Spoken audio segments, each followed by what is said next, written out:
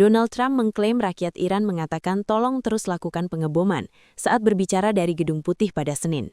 You've said Iranians would be mad if you stopped these attacks, but why wowould they want you to blow up their infrastructure, to cut off their power? Wouldn't that be punishing Iranians for the actions of the regime? They would be willing to, and it's suffering, they would be willing to suffer that in order to have freedom. The Iranians have, and we've had numerous intercepts. Please keep bombing. Bombs that are dropping near their homes. Please keep bombing. Do it. And these are people that are living where the bombs are exploding. And when we leave and we're not hitting those areas, they're saying, please come back, come back, come back. These are the people. I don't know what they do. All I can tell you is they want freedom. They have lived in a world that you know nothing about. It's a violent, horrible world where if you protest, you are shot.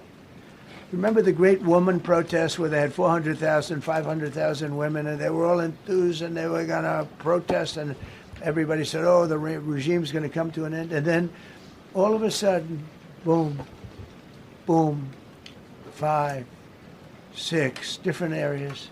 A woman would go down right between the eyes. They had snipers. They had 5 snipers. That's all it took. And those 400,000 or 500,000 women said, oh, my God, what's that? Oh, look over there. What's that? A woman shot right between the eyes. And after 5 or 6 of them go down, then you start hearing the purr through the vast number of people. And then they said, oh, my God, who would do that?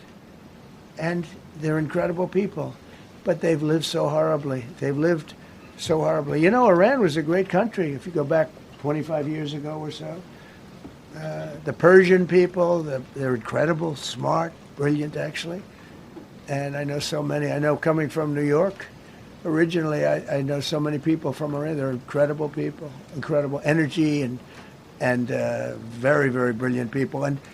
But when you're standing in a group and protesting and you have a woman, in the case of the woman, remember the Great Woman March, everybody was saying, oh, this is the end of the country. And then snipers selectively picked. Every single one was shot right between the eyes from a long distance. They were on top of buildings. Nobody even knew where they were, where they're coming from. This wasn't like a machine gun, which is also very bad. They've done that too. They did that recently. This was snipers sitting on the top of buildings, aiming and hitting women. And when they see people go down, and all of a sudden there's a riot in the reverse direction, and they never came out again. And a lot of the news doesn't talk about that. They talk about, oh, women's rights. You want to see women's rights? You're not going to see it there. It's amazing when I see some of the stupid people like, you know, AOC plus 3, all that group.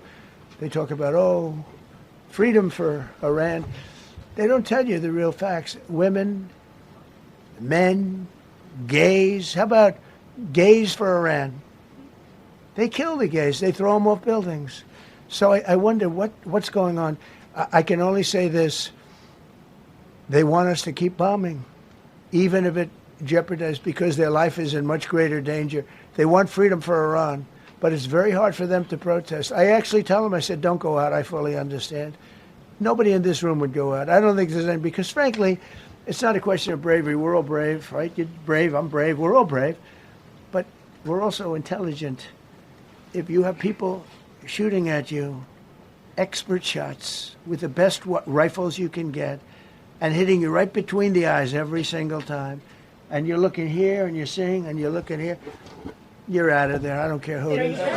Jelajahi cara baru mendapatkan informasi. Download MetroTV Extend sekarang.